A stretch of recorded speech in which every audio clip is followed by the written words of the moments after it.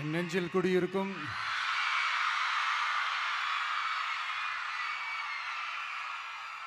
வந்திருக்கும் சிங்கப்பெண்கள் உங்கள் அனைவருக்கும்,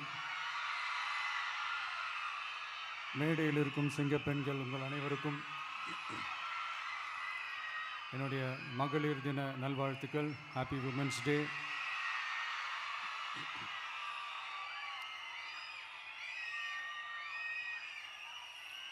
ஒரு ஊரில்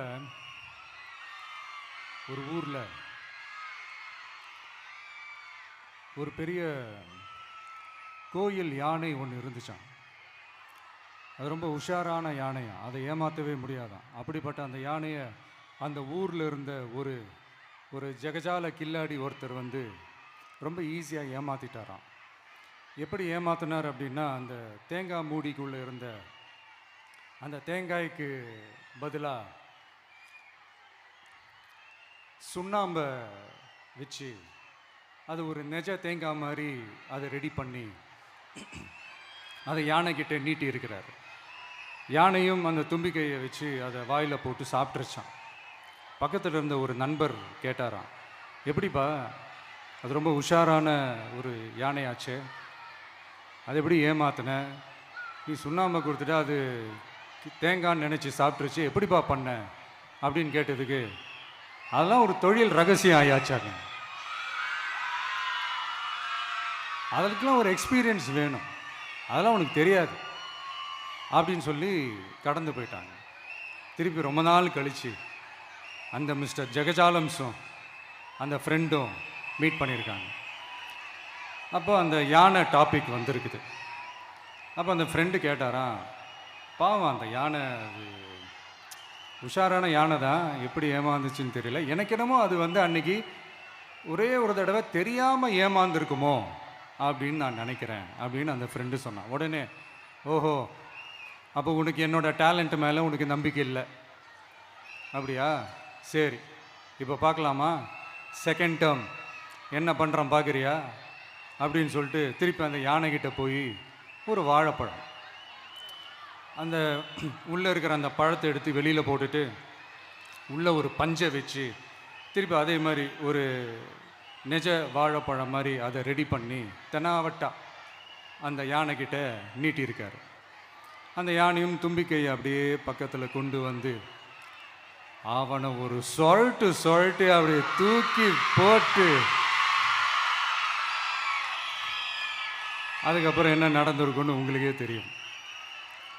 அந்த அடிபட்டு கிடந்த அந்த மிஸ்டர் ஜெகஜாலம்ஸ் கிட்ட அந்த ஃப்ரெண்டு வந்து காதலை சொன்னானா, யானைக்கு கொஞ்சம் மெமரி பவர் ஜாஸ்தி நினைக்கிறேன் அப்படின்ட்டு. ஸோ இந்த கதையில் அந்த யானை யாருன்னு கேட்டிங்கன்னா நம்ம வாக்காளர்கள். அந்த மிஸ்டர் ஜெகஜாலம்ஸ் யாருன்னு கேட்டிங்கன்னா அது உங்கள் மைண்டுக்கு யாராவது வந்தாங்கன்னா அதுக்கு நிர்வாகம் பொறுப்பு இல்லை ராஜா, அதுக்கு நிர்வாகம் பொறுப்பு இல்லை. சரி, அது யாரா வேணா இருந்துட்டு போட்டோம். ஆனால் இங்கே இருக்கிறது ஒத்த யானை இல்லை, ரெட்டை யானைகள், ரெட்டை போர் யானைகள், என் சிங்க பெண்கள்.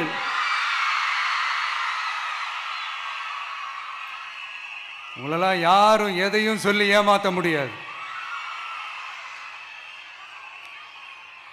இப்போ இந்த விமென்ஸ் டே அன்னைக்கு ஒரு சில முக்கியமான சில வாக்குறுதிகளை படிப்போமா?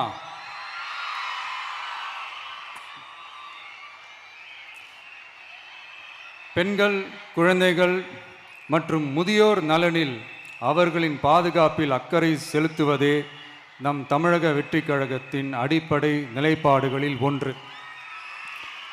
இதை நம் கட்சியின் முதல் மாநில மாநாட்டிலேயே அறிவித்தோம். அதன்படி அதற்கென தனித்துறை, அதாவது தனி இலாக்கா ஏற்படுத்தப்படும் என்று அறிவிப்பு செய்யப்பட்டது. முதல் மாநில மாநாட்டில் அறிவிக்கப்பட்டது போலவே பெண்கள், குழந்தைகள் மற்றும் முதியோருக்கென தனி இலாக்கா உருவாக்கப்படும். அந்த இலாக்கா எனது நேரடி கட்டுப்பாட்டிலும் கண்காணிப்பிலும் இருக்கும். சமரசமற்ற பெண்கள் பாதுகாப்பை நோக்கி பயணிக்கும் நம் கனவு நனவாவது உறுதி என்பதை நமது தேர்தல் முதல் வாக்குறுதியாக சொல்வதில் பெருமை கொள்கிறோம். இரண்டாவது, மதிப்புமிகு மகளிர் திட்டம்.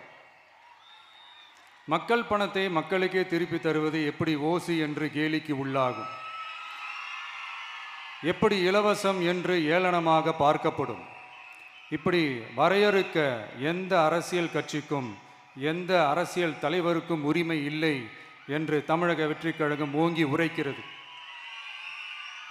இந்தியாவில் நம்பர் 1 இல்லாத மாநிலங்களில் கூட பெண்களுக்காக மாதம் வழங்கப்படும் தொகை அதிகமாக உள்ளது. ஆனால் நம்பர் 1 மாநிலம் என்று தனக்குத்தானே தம்பாட்டம் அடித்துக் கொள்ளும் வெற்றி விளம்பர மாடல் திமுக அரசில் மகளிர் உரிமை தொகை என்ற பெயரில் வெறும் 1000 ரூபாய் மட்டுமே வழங்கப்பட்டு வருகிறது. மக்களுக்கு அரசின் சார்பில் வழங்கப்படும் தொகையால் அவர்களின் மளிகை சாமான் வாங்குவது போன்ற முக்கிய செலவுகளில் ஒன்றாவது குறைந்தபட்சமாக பூர்த்தியாக வேண்டும். அந்த எண்ணத்தின் அடிப்படையில் யோசித்ததால் நாம் அமைக்க போகும் மக்கள் அரசு இனி 60 வயது வரை உள்ள அனைத்து குடும்ப தலைவிகளுக்கும் மாதம் 2500 ரூபாய்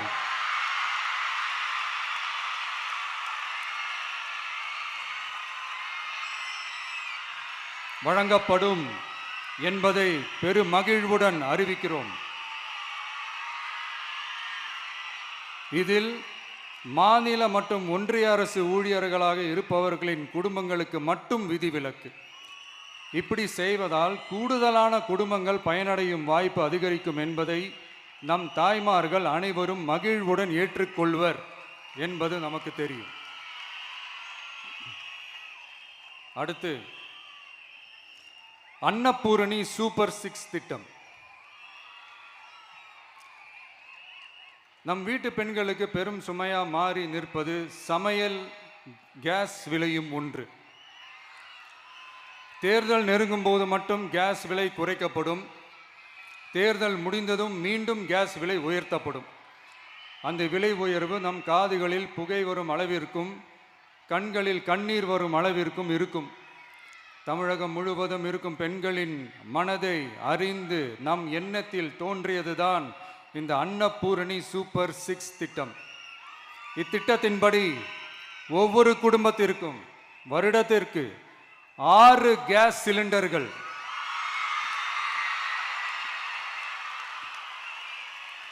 கட்டணமின்றி வழங்கப்படும்.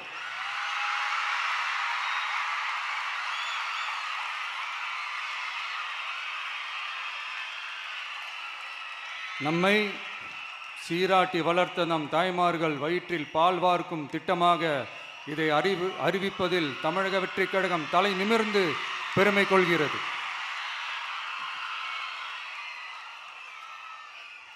அடுத்து, அண்ணன் சீர்திட்டம்.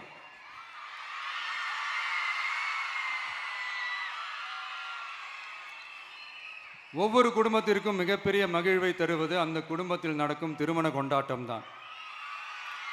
அதை எந்த வருத்தமும் இன்றி முழு மன நிறைவுடன் கொண்டாட வேண்டும். அதற்காகவே நம் தங்கைகளின் திருமணத்திற்காக 8 கிராம், அதாவது 1 பவுன் தங்கமும்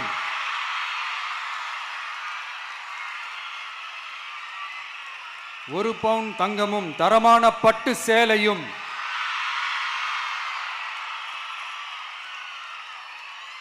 தாய் வீட்டில் இருந்து அண்ணன் சீராக அளிக்கப்படும்.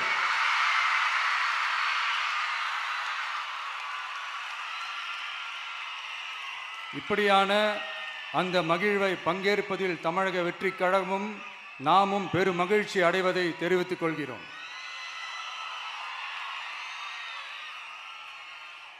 அடுத்து, காமராஜர் கல்வி உறுதி திட்டம்.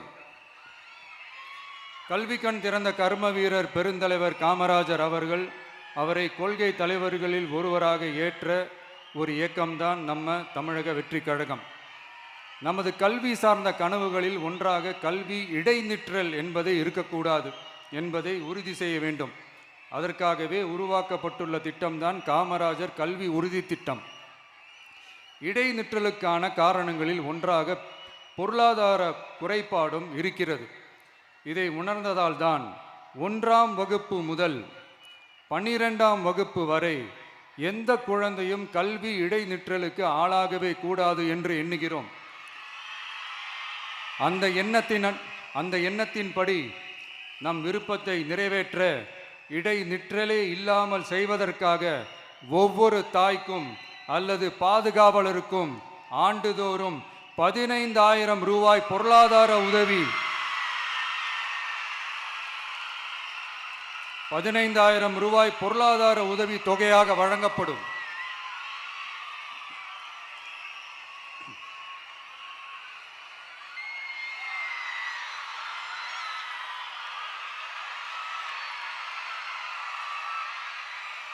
அடுத்து தேங்க்யூ.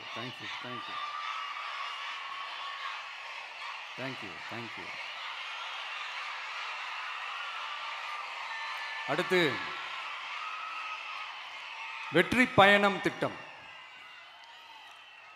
கட்டணமில்லா பேருந்து பயணம் என்று அறிவித்துவிட்டு அது பிங்க் பஸ்ஸில் மட்டும்தான் என்று கட்டுப்பாடு விதித்ததால் பள்ளி கல்லூரி செல்லும் மாணவிகள் முதல் வேலைக்கு செல்லும் பெண்கள் உட்பட குறிப்பிட்ட அந்த ஒரு பேருந்துக்காக காத்திருக்கும் அவல நிலை உள்ளது. எனவே அந்த நிலை மாற வேண்டும்.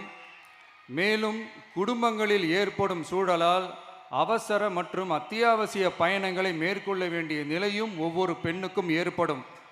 அது மாதிரியான நேரங்களில் கையில் காசில்லை என்றால் அந்த பயணத்தை கவலையுடன் தவிர்க்க வேண்டிய நிலையும் ஏற்படும். இது போன்ற தர்ம சங்கடமான நிலையை தவிர்ப்பதற்காக அரசு போக்குவரத்தின் அனைத்து பேருந்துகளிலும் பெண்கள் பயணிக்கும் வகையில் உத்தரவிடப்படும்.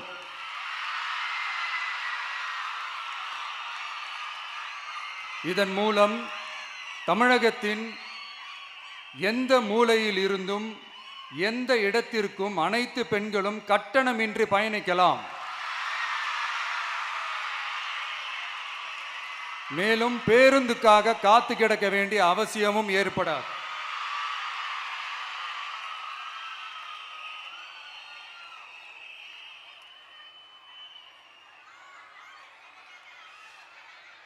அடுத்தது zero tolerance for crimes against women.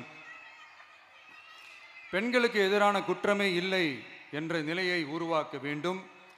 அதன் அடிப்படையில் தான் zero tolerance for crimes against women என்பதை உறுதிப்படுத்த வேண்டும் என்பது நம் மிகப்பெரிய கனவு, நம்மளுடைய விருப்பம்.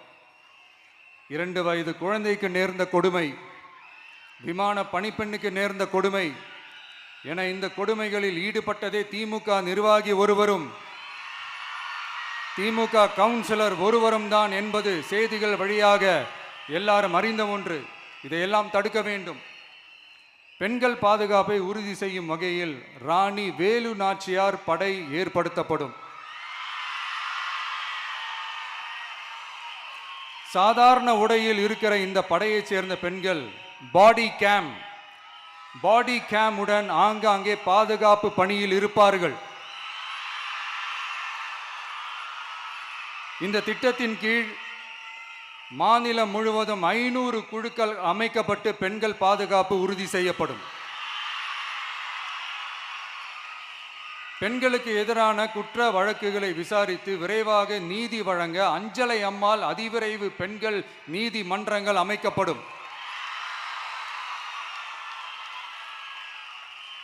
இந்த ஃபாஸ்ட் ட்ராக் கோர்ட்டுகளில் பெண்களுக்கு எதிரான கேஸுகள் எதுவும் இனி நிலுவையில் இல்லாத நிலை ஏற்படும். விசாரணையும் முறையாக நடத்தப்பட்டு தீர்ப்பும் விரைவாக வழங்கப்படும்.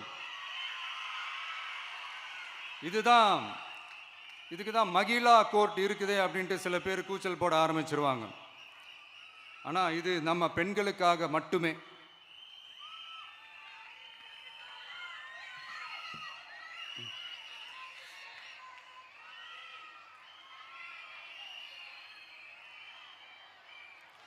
பொது போக்குவரத்து வாகனங்களில் பயணம் செய்யும் பெண்கள் பாதுகாப்பிற்காக ஸ்மார்ட் பேனிக் பட்டன்ஸ் அறிமுகப்படுத்தப்படும்.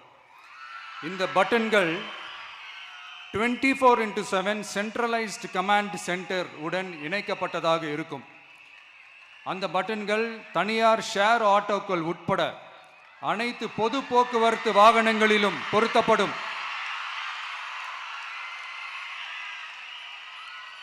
இந்த பட்டன்கள் வழியாக 5 நிமிடத்தில் பதிலும் பாதுகாப்பும் உறுதி செய்யப்படும்.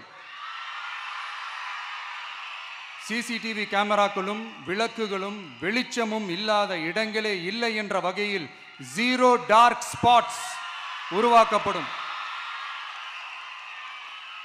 பெண்கள் பாதுகாப்பை 24/7 கண்காணிப்பு செய்ய முடியுமா என்ற கேள்விக்கான பதிலாக state of the art command centers அமைத்து சிசிடிவி நெட்வொர்க்குகளை கண்காணிக்கவும் அவசர நிலைகளை அந்த நேரத்திலேயே கண்காணிக்கவும் அதற்கான விரைவான பதிலை உறுதி செய்யவும் அதிநவீன கட்டளை மையங்களை அமைத்து பெண்கள் பாதுகாப்பு உறுதி செய்யப்படும். அடுத்து, பெண்களுக்கு மிகவும் தேவையான நாட்களில் பொது விநியோகம் நடக்கும் இடங்களான ரேஷன் கடைகள் மற்றும் பள்ளிகள் கல்லூரிகள் மூலம் அனைத்து பெண்களுக்கும் விலையில்லா சானிட்டரி பேட்ஸ்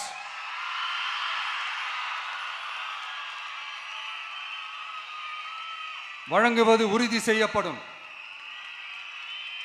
இது ஏன் சொல்றேன்னா, இது இப்போது ஒழுங்கா நடக்கிறது இல்லை, அதனாலதான் அதை அழுத்தி சொல்றேன். இது இப்போ முழுமையாக செயல்படுத்தவில்லை என்பது நமக்கு நல்லாவே தெரியும். அடுத்து, சிங்க பெண்கள் மேம்பாட்டு திட்டம். நிலுவையில் உள்ள கடன்களை திருப்பி செலுத்துவதன் மூலமும் பெண்கள் நடத்தும் சுய உதவி குழுக்களுக்கு 5 லட்சம் வரை வட்டியில்லா நிதியை வழங்குவதன் மூலமும்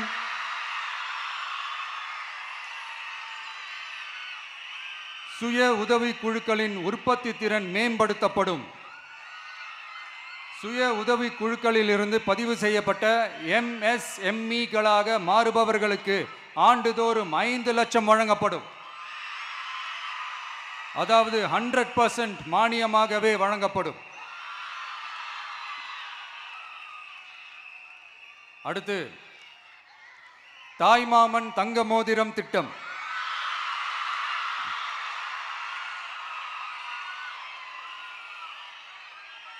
உலகத்தில் மனுஷனா பிறக்கிறதே பெரிய விஷயம்.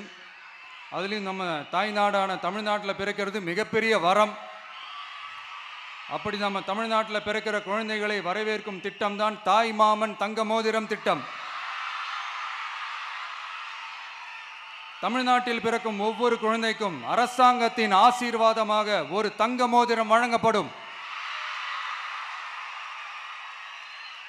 கூடவே ஒரு பேபி வெல்கம் கிட்டும் வழங்கப்படும். ஊட்டச்சத்து பொருட்கள், பேபி ட்ரெஸ்ஸஸ், தரமான baby soaps, baby oil, baby powder, baby கொசு வலைகள், பொம்மைகள், நாப்கின்ஸ் அண்ட் டயப்பர்ஸ் இவையெல்லாம் அந்த பேபி வெல்கம் கிட்டில் இருக்கும்.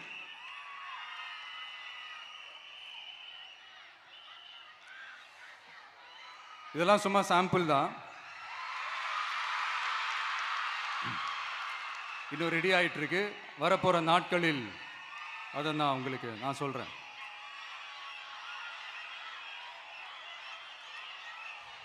சரிப்பா, தேங்க்யூ.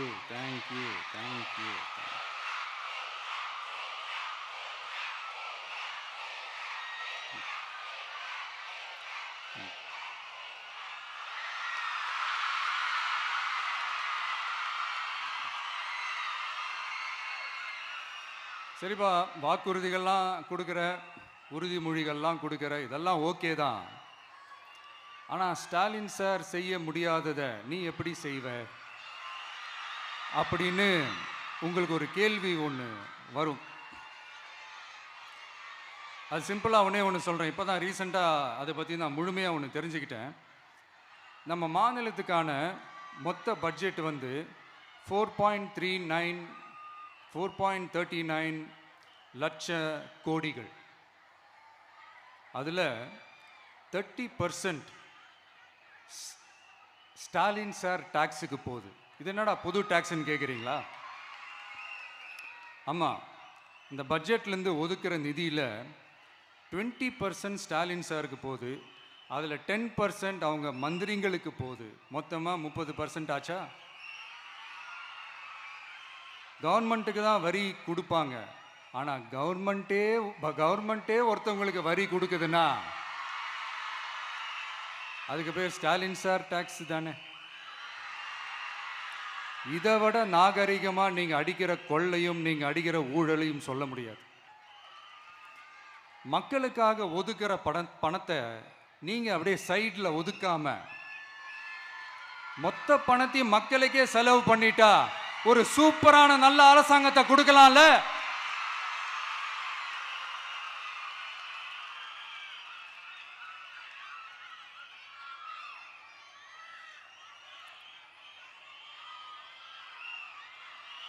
இப்படிலாம் சைடில் ஒதுக்காம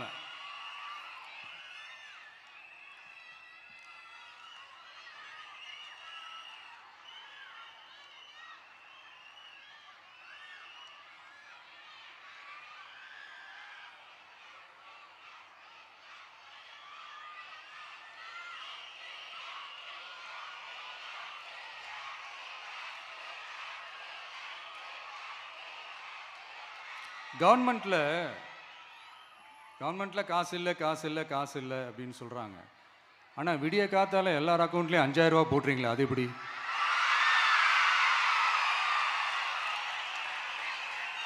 $2000 போடுறீங்க, 3000 போடுறீங்க, 4000 போடுறீங்க, இதெல்லாம் எப்படி? ஸோ கவர்மெண்ட்டில் காசு இருக்குது, பற்றாக்குறை தான் காரணம். அந்த பற்றாக்குறைக்கு காரணம் என்னன்னா இந்த மாதிரி ஸ்டாலின் சார் டாக்ஸ். இதெல்லாம் ஒழிச்சாலே போதும், எல்லாமே தன்னால் நல்லாவே நடக்கும்.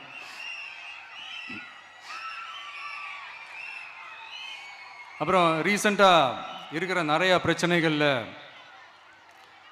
சில பிரச்சனைகள்லாம் ஓடிட்டுருக்கு இல்லையா? அதெல்லாம் நீங்கள் அதுக்கு போராடி ஹர்ட் ஆகிறதெல்லாம் நான் பார்க்குறேன். அதை பார்த்து எனக்கு ஹர்ட் ஆகுது.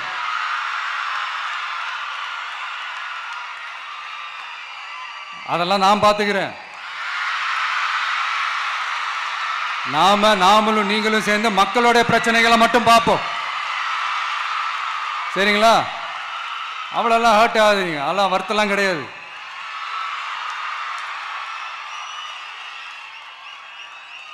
சரியா? கான்ஃபிடென்ட்டா இருங்க, நல்லதே நடக்கும், வெற்றி நிச்சயம். மீண்டும் சந்திக்கும் வரை நன்றி, வணக்கம்.